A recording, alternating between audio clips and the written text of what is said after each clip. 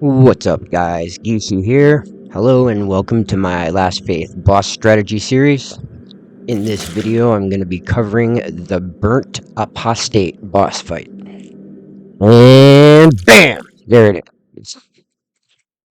Alright, so before we get started, I just want to point out real quick that I used a rogue build for this playthrough. And I used the Nightfall Blade for this fight, which is arguably the best weapon in the game for this type of build. Also, keep in mind that this is a two-part fight.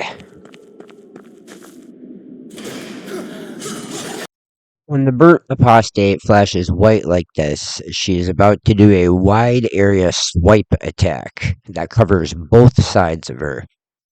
This attack will sometimes be chained immediately after her lunge attack.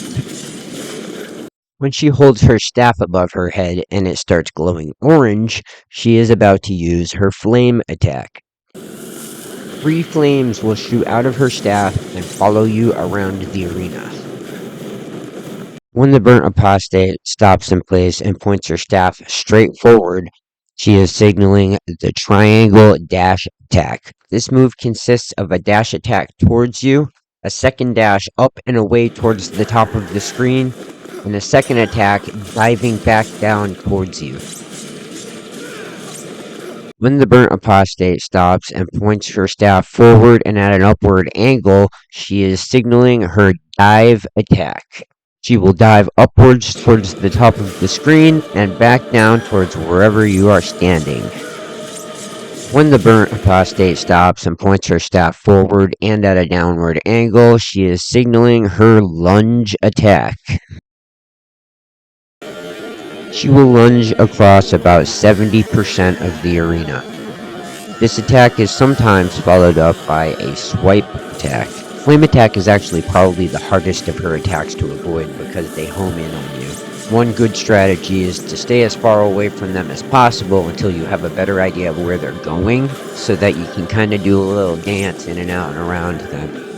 It usually takes a second or two in between attacks, which gives you a little time to chain a couple attacks of your own together in between. Because so many of her attacks involve her lunging upwards or towards you, you should have enough time to chain a couple attacks together and then get enough distance to anticipate her next attack.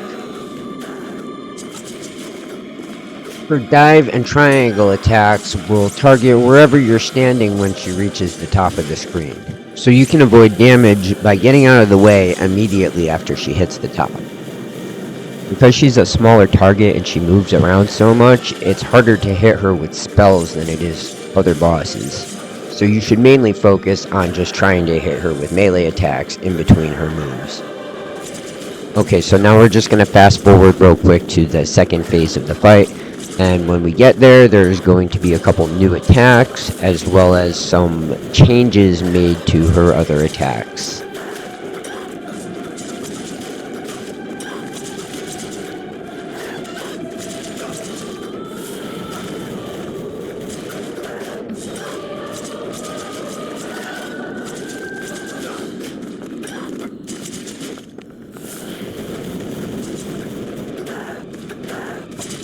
The second phase will begin with her immediately summoning fire tornadoes across the screen.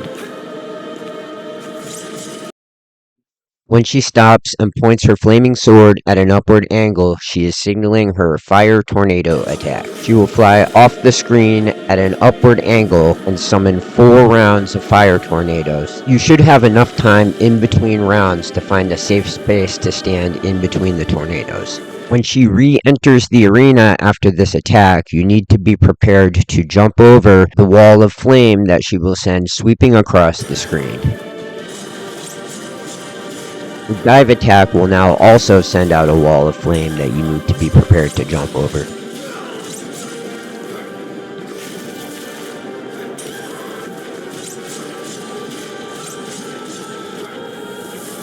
Flame attack will now have 4 flames instead of 3. She will sometimes stab her sword into the ground and summon a single wave of tornadoes. Don't forget that during this phase you need to jump every time she comes back down to the ground.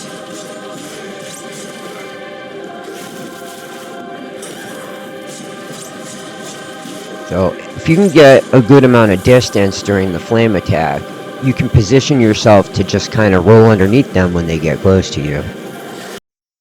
When she flashes white and holds her sword over her head, she is signaling her 4-way flame attack.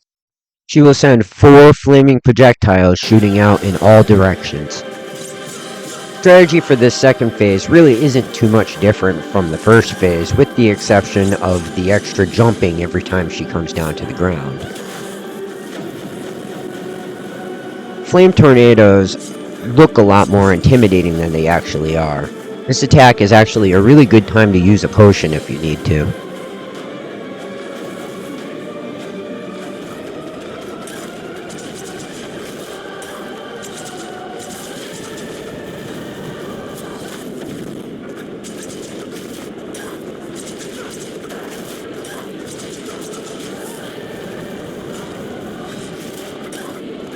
The 4-way attack can also be jumped over like many of the other attacks during this phase, if you're not too close to her, that is.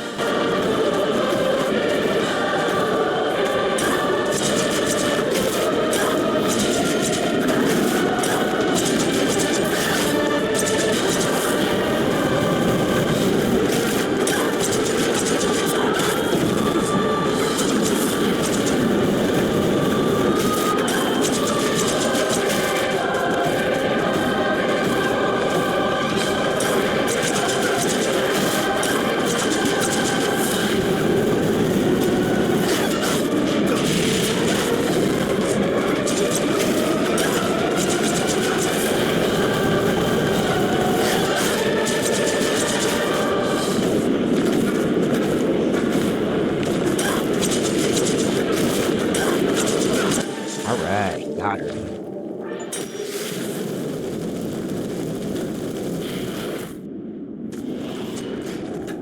After you finish the fight, you're going to want to head to the room on your right to pick up the Heart of Nycrux. Don't forget to also go one more room over to the right to pick up the Lost Mark of Transcendence, which is a stigma with an incredibly useful ability. Thank you guys so much for checking out my video. Don't forget to like, subscribe, and check out the other videos in my channel. Until next time, this is Gishi, checking out.